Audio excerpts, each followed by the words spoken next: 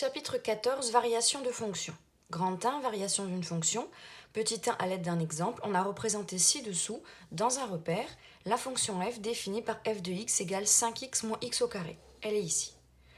Donc on voit bien, la courbe représentative, que ça ressemble à une parabole à l'envers. La parabole de la fonction carré, c'est comme ça. Donc on voit bien que ça ressemble à une parabole à l'envers.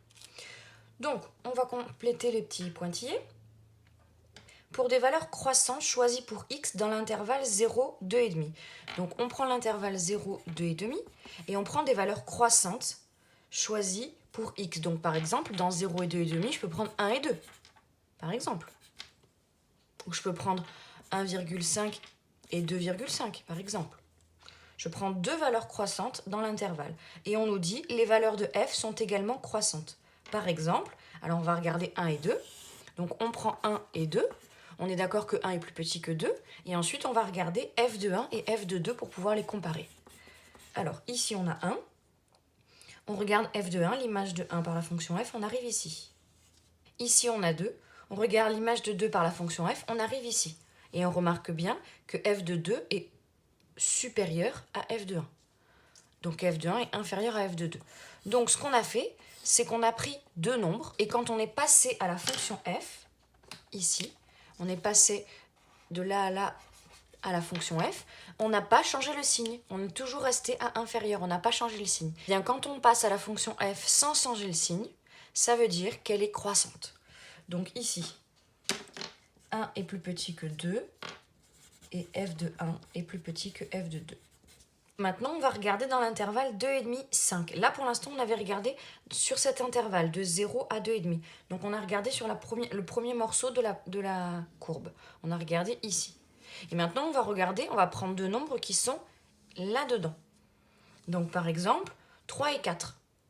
3 est plus petit que 4.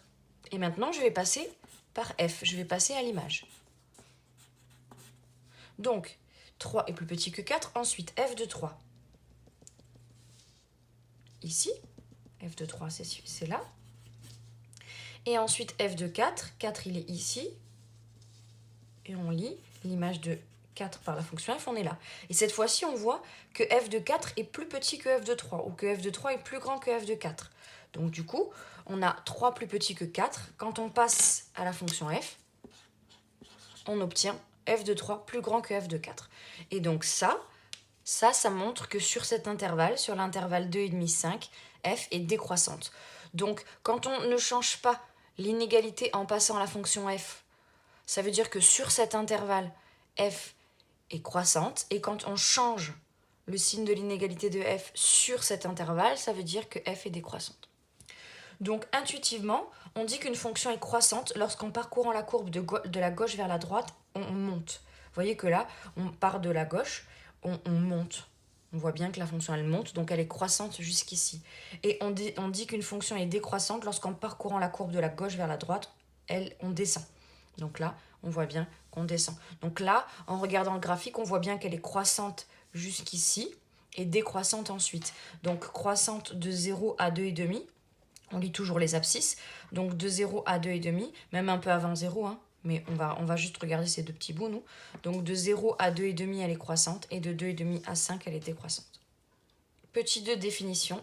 Soit f une fonction définie sur un intervalle i. Donc ça peut être moins l'infini plus l'infini, 1, 5, 0, 2,5, n'importe quel intervalle, on l'appelle grand i. Dire qu'une fonction est croissante sur cet intervalle, ça veut dire que si on prend deux réels, n'importe lesquels dans l'intervalle i, si on commence par avoir ça, a plus petit que b, et bien ensuite, on a f de a inférieur ou égal à f de b. Donc entre les deux, on est passé à la fonction f et on n'a pas changé le signe.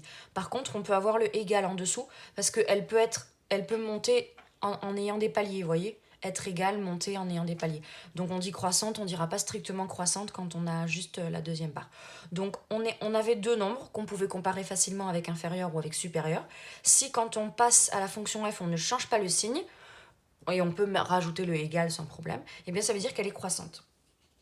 Et de la même façon, pour décroissante, on dit qu'elle est décroissante sur un intervalle i si on peut comparer au début deux nombres en disant que A est plus petit que B, et quand on passe à la fonction f, on voit qu'on a changé le signe. Là, on avait inférieur et on passe après à supérieur. Donc là, ça veut dire décroissante.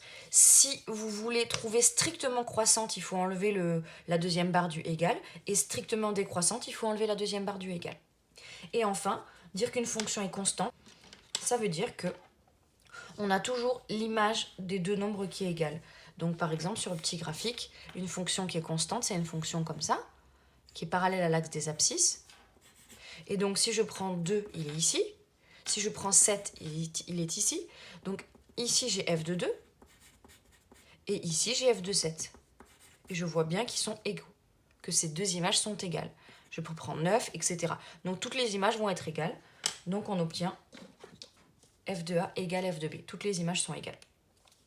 Remarque, on dit qu'une fonction croissante conserve l'ordre. On voit bien que là, on avait inférieur et on reste inférieur. Donc on a conservé l'inégalité. Donc on dit que ça conserve l'ordre. On dit qu'une fonction décroissante inverse l'ordre. Puisque là, c'était inférieur et là, ça devient supérieur. Donc c'est inversé. Une fonction constante peut être considérée comme croissante ou comme décroissante. Puisque là, on a dit que dans croissante, il y avait le égal. Dans décroissante, il y avait le égal aussi. Donc pensez que s'il y a strictement croissante, il n'y a pas le égal. Mais croissante, on prend le égal.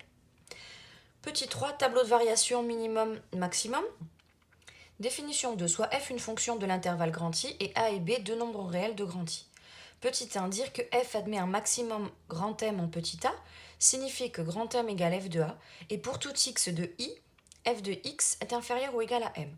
Donc là, c'est un petit peu compliqué à comprendre cette définition. On va le voir à travers un graphique, c'est plus simple. Donc vous voyez que là, j'ai représenté une fonction que j'appelle f sur un intervalle, donc l'intervalle sur lequel je vais représenter, je l'appelle I, et mon intervalle, on lit les abscisses, ça va de moins 4 jusqu'à 7, donc mon intervalle I, c'est moins 4, 7. Donc j'ai fait une fonction, f, sur un intervalle grand I. Ensuite, quand on cherche le maximum, en fait, le maximum, ça correspond à l'ordonnée du point le plus haut de la courbe sur cet intervalle. Donc je regarde l'intervalle moins 4, 7, je cherche le point le plus haut. Donc, quand je regarde le point le plus haut, j'obtiens celui-là. Donc ce point-là, je regarde son ordonnée et c'est 7. Donc M, mon maximum, c'est 7. Dire que F admet un maximum grand M en petit a. Donc j'ai trouvé le M, le maximum, et il faut ensuite lire son abscisse. Son abscisse est ici, et c'est moins 3. Donc le petit a, c'est moins 3. Donc une fois qu'on a trouvé le début, on vérifie. Dire que f admet un maximum, donc le maximum de cette fonction sur cet intervalle, c'est 7, et il est atteint en moins 3. Ça signifie que grand M égale f de a, donc ça veut dire que 7 égale f de moins 3, ou que f de moins 3 égale 7, c'est bien ce qu'on a ici, f de moins 3 égale 7, et que pour tout x de l'intervalle, f de x est inférieur ou égal à m. Donc ça veut dire que si on prend n'importe quelle abscisse dans moins 4, 7, son image va être plus petit ou égal à 7. Donc là, je prends n'importe quelle abscisse, par exemple cette abscisse-là, ben son image, qui est là, va être plus petite que 7. Si je prends cette abscisse-là, n'importe quelle abscisse, 4, son image qui est là, va être plus petite que 7. Donc ça revient finalement à prendre l'ordonnée du point le plus haut, pour grand M, le maximum. Et quand on nous dit le petit a, en quoi il est atteint, ben on lit son abscisse. Et donc c'est pareil pour le minimum. Dire que f admet un minimum petit m en a, ben cette fois-ci on va faire le contraire. On va regarder le point le plus bas sur la courbe et on va regarder son ordonnée. Donc ici, le point le plus bas sur la courbe, c'est celui-là. Le point le plus bas de la courbe, c'est celui-là. Et on regarde son ordonnée, c'est moins 4. Donc on a trouvé le minimum, c'est moins 4. Et ensuite, on lit son abscisse.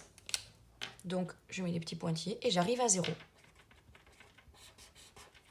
Donc en faisant le bilan des deux nouveaux mots qu'on a appris, minimum et maximum, on pourrait en déduire que sur l'intervalle moins 4, 7, c'est l'intervalle sur lequel on a regardé la fonction, f admet 7 comme maximum, atteint pour x égale moins 3, et f admet moins 4 comme minimum, atteint pour x égale 0.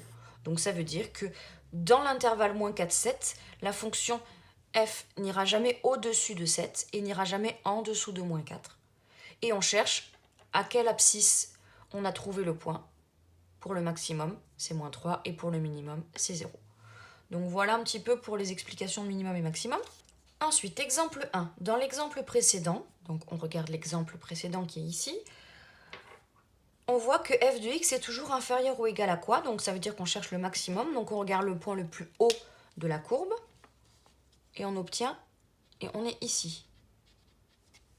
Et une fois qu'on a trouvé le point le plus haut de la courbe, on regarde son ordonnée, comme on a vu tout à l'heure. Et donc là, quand on relie bien la règle, on trouve que c'est un quart d'un carreau. Donc on obtient 6,25. Puisqu'on a 6 plus un quart. Donc 6,25. Donc dans l'exemple précédent, pour tout x de l'intervalle 0,5, on regarde de 0 à 5, on cherche le point le plus haut de la courbe, c'est 6,5. Donc 6,5 est le maximum de la fonction f, atteint pour x égale, et maintenant on regarde son abscisse, on descend, on regarde son abscisse, et on obtient 2,5. Donc on a trouvé le maximum, c'est 6,5 et il est atteint pour x égale 2,5. Et ensuite, une fois qu'on a trouvé le maximum ou le minimum, etc., on peut le mettre dans un tableau de variation. Ça, le tableau de variation, c'est très important et ça fait le bilan de tout ce qu'on peut apprendre sur les variations d'une fonction. Donc un tableau de variation résume les variations d'une fonction en faisant apparaître les intervalles où elle est monotone. Le mot monotone, ça veut dire qu'elle ne va pas changer, elle va être soit croissante, soit décroissante. Donc ici, par exemple, elle est monotone là-dedans, puisqu'elle est croissante. Ici, elle est monotone, puisqu'elle est décroissante. Par contre, quand on regarde sur l'intervalle en entier, de 0 à 5, elle n'est pas monotone, puisqu'elle est d'abord croissante et ensuite décroissante. Donc, dans l'exemple précédent, donc quand on regarde cet exemple-là, comment est f sur 0, 2,5 ? Sur 0, 2,5, elle est croissante. Donc ici, on écrit croissante. Ensuite, de 2,5 à 5, elle est décroissante. Donc, ça nous permet de mettre des petites flèches. Et ensuite, f de 0, l'image de 0, c'est 0. F de 2,5, l'image de 2,5, ben c'est le maximum, c'est 6,25. Et f de 5, l'image de 5, c'est 0. Donc une fois qu'on a mis ça, ça va être le tableau bilan le plus important. Donc toujours, vous faites une première ligne, vous écrivez x, ce sera les abscisses, et une deuxième ligne, vous écrivez f de x, ou g de x, ou h de x, ça dépend du nom de la fonction, et ce sera les ordonnées. Donc première étape, une fois qu'on est là, pour remplir un tableau de variation, c'est d'écrire la première abscisse et la dernière abscisse. On a commencé de regarder sur 0 et ensuite à la fin, on a regardé jusqu'à 5. Donc on écrit le début et la fin de là où on a étudié la fonction. Parfois, si vous devez par exemple étudier les variations d'une fonction sur R, vous mettrez moins l'infini plus l'infini au lieu de 0, 5. Ensuite, une fois qu'on a fait la première étape, on met les flèches, les variations. Donc on voit bien que, on l'a marqué de toute façon, que f elle était croissante au début, donc on met une flèche qui monte, et ensuite décroissante après, on met une flèche qui descend. Donc deuxième étape, on met les flèches, et il nous reste à trouver une valeur ici, ce qui correspond à l'ordonnée du point 0. Là, ici, l'abscisse est l'ordonnée du point auquel ça change de variation, et enfin, la fin, l'ordonnée de ce point. Donc au tout début, quand on était à 0, on regarde l'image de 0. Donc soit on le regarde sur le graphique, soit on l'a écrit ici. L'image de 0, c'est 0, donc on écrit 0 ici. Ensuite, quand on est arrivé ici, au changement de variation, donc changement de variation, ça veut dire que ça passe de croissant à décroissant ou de décroissant à croissant, on est arrivé ici. Le changement de variation, c'est ce point-là. Quelle est son abscisse? Son abscisse, c'est 2,5. Donc je le mets sur la ligne des abscisses. Je mets 2,5. Et quelle est son ordonnée? Son ordonnée, c'est 6,25, donc je mets 6,25 dans la case des ordonnées. Et enfin, ça redescend jusqu'ici. Ce point-là, c'est 5 en abscisse. Et quelle est son ordonnée? Quelle est l'image de 5? C'est 0. Donc là, on a fini le tableau. Donc quand on regarde le tableau, on voit qu'elle est d'abord croissante sur l'intervalle 0 et 2,5 et qu'elle passe par le point de coordonnées 0, 0, point qui est là, et qu'elle monte jusqu'au point de coordonnées 2,5, 6, 25, qui est là, donc ça correspond à ce morceau. Ensuite, on voit qu'elle est décroissante jusqu'au point de coordonnées 5, 0, qui est là. Voilà comment on construit un tableau de variation. Ça va nous donner des points par lesquels ça passe, mais ça va nous donner l'allure générale de la courbe. Exercice d'application. On considère la représentation graphique de la fonction f suivante. Donc, on a tracé une fonction. Premièrement, donner son domaine de définition. Donc son domaine de définition, je vais regarder à partir d'où ma courbe est tracée et jusqu'à où ma courbe est tracée. Donc là, elle commence ici, ma courbe, je lis l'abscisse. Donc df pour domaine de définition de la fonction f.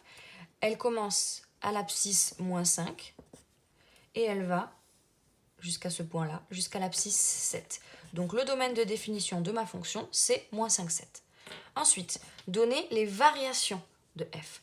Donc il faut écrire des phrases en disant elle est croissante, elle est décroissante. Donc au début, on va descendre. Donc f décroissante sur... Alors, on voit bien qu'elle descend jusqu'ici. Donc, on lit l'abscisse à partir duquel elle commence à décroître, donc moins 5. Et on lit l'abscisse à partir de laquelle elle a fini de décroître. Donc, du coup, ça correspond à ce morceau-là. C'est dans cette abscisse-là qu'elle est décroissante, de moins 5 à moins 4. Ensuite, elle est croissante. Elle monte jusqu'ici.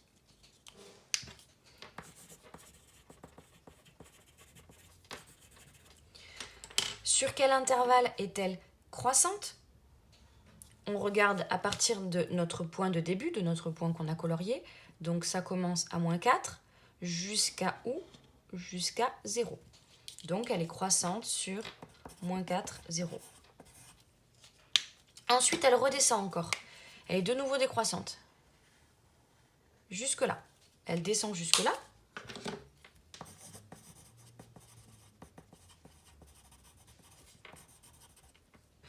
J'ai colorié le morceau où elle descendait. Maintenant, je regarde les abscisses de tout ça. Donc, le début du point, ça commence ici, à 0.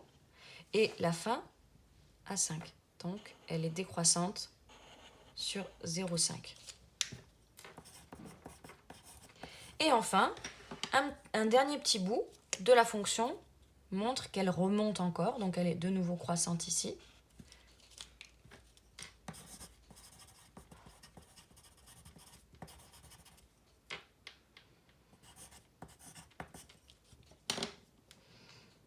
Et on regarde à partir de quand elle remonte, à partir de ce point-là, jusqu'à ici 7, donc de 5 à 7. Elle est croissante sur 5, 7. Voilà, donner les variations de f. Ça y est, elle est d'abord décroissante, puis croissante, puis décroissante, puis croissante. Mais il faut donner les intervalles, donc il faut donner les abscisses de où à où, de où ça commence jusqu'à où ça finit. Question 3, donner les extrémums de la fonction en précisant où ils sont atteints. Donc les extrémums, ça veut dire donner le minimum, le maximum. Il faut donner tout ce qu'il y a. Donc, je prends ma fonction, je cherche le maximum. Donc, ça veut dire je cherche l'ordonnée du point le plus haut. Donc, je regarde le point le plus haut de ma fonction, il est là. Donc, ok, grand M. Et je regarde son ordonnée, donc je suis déjà sur l'axe des ordonnées, donc je vois que c'est 3,5. Et le petit a, je lis l'abscisse de ce point-là, et c'est 0. Donc je fais une petite phrase avec f admet 3,5 comme maximum, atteint pour x égale 0. Donner les extrémums de la fonction en précisant où ils sont atteints. Là, j'ai trouvé le maximum. Je fais pareil pour le minimum, donc je cherche l'ordonnée du point le plus bas de la courbe. Donc je regarde ma courbe, le point le plus bas, c'est celui-là. Et je cherche son ordonnée. Et je trouve moins 4. Donc le petit m, le minimum, c'est moins 4. Et le petit a, maintenant une fois que j'ai trouvé ce point, je cherche l'abscisse, c'est aussi moins 4. Donc je peux faire une phrase en disant f admet moins 4 comme minimum, atteint pour x égale moins 4. Donc j'ai trouvé le minimum et le maximum. Et enfin, résumer les résultats précédents dans un tableau de variation. Donc ça, c'est le bilan, c'est le plus important. Donc pour faire un tableau de variation, première étape, on met x première ligne, f de x deuxième ligne. Ensuite pour x, on écrit au début et à la fin le début du domaine de définition et la fin du domaine de définition. Donc on avait vu que le domaine de définition, c'était moins 5, 7. Donc on met moins 5 ici et 7 à la fin. Une fois qu'on a fait ça, pour la première étape, la deuxième étape, on met des flèches pour les variations. Donc on voit que la fonction, elle est d'abord décroissante, donc on va mettre une flèche qui descend, puis une flèche qui monte, puis une flèche qui descend, puis une flèche qui monte. Donc ça va nous faire 4 flèches. Donc d'abord on a dit ça descend, puis ça monte, ça redescend et ça monte. Là on a mis les variations, les flèches. décroissant, croissant, décroissant, croissant. Et maintenant, il nous reste à remplir, c'est-à-dire, là, on a l'abscisse, il nous faut trouver l'ordonnée. Ici, on a un changement de variation, donc il nous faut l'abscisse et l'ordonnée. Ici aussi, on a un changement de variation, donc il nous faut l'abscisse et l'ordonnée. Ici aussi, un changement de variation, donc l'abscisse et l'ordonnée. Et là, on a déjà l'abscisse, il nous reste l'ordonnée. Donc, on a l'abscisse moins 5. On va à l'abscisse moins 5, on est ici. On trouve le point est là, et on nous demande son ordonnée. Son ordonnée, c'est 2. Donc ici, je mets 2. Ensuite, je descends jusqu'au bout. Si je descends jusqu'au bout, j'arrive à ce point-là. J'arrive à ce point-là. Ce point-là, quelle est son abscisse? C'est moins 4. Donc je l'écris sur la ligne des moins 4. Et exactement en face, quelle est son ordonnée à ce point-là? Eh bien, c'est moins 4 aussi. Donc j'écris moins 4 ici. Ensuite, une fois qu'on a écrit ce point-là, on va monter. Donc on remonte, on arrive ici. Ce point-là, quelle est son abscisse? Je descends sur les abscisses, c'est 0. Donc j'écris 0.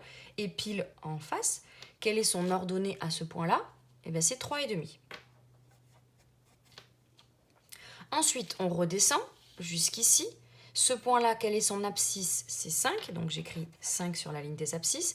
Et ce point-là, quelle est son ordonnée? Moins 2,5. Et je l'écris en face. Il nous reste un dernier point, le point à la fin. 7, c'est l'abscisse. Quelle est son ordonnée? Je regarde l'ordonnée, c'est moins 1. Et là, j'ai réalisé le tableau de variation en entier. Donc, je sais que ma fonction elle est décroissante, croissante, décroissante, croissante, qu'elle commence au point moins 5, 2. Voilà, ce point-là, c'est moins 5, 2. Qu'elle descend jusqu'au point de coordonnées moins 4, moins 4. Qu'elle remonte jusqu'au point de coordonnées 0, 3,5. Qu'elle redescend jusqu'au point de coordonnées 5, moins 2,5. Et qu'elle remonte jusqu'au point de coordonnées 7, moins 1. Grâce à ce tableau de variation, vous pouvez déjà voir l'allure de la courbe et vous pouvez connaître 1, 2, 3, 4, 5 points. Vous voyez, donc ça va vous donner des points, comme ça. Et ensuite, on ne sait pas exactement à quelle vitesse elle est décroissante ou croissante, mais on va avoir l'allure générale de la courbe. On sait que ça va descendre, puis remonter, puis redescendre, puis remonter. Donc, on a l'allure générale de la fonction qu'on cherche, même si on n'a pas exactement à quelle vitesse elle décroît ou qu'elle croît. Voilà pour le chapitre 14.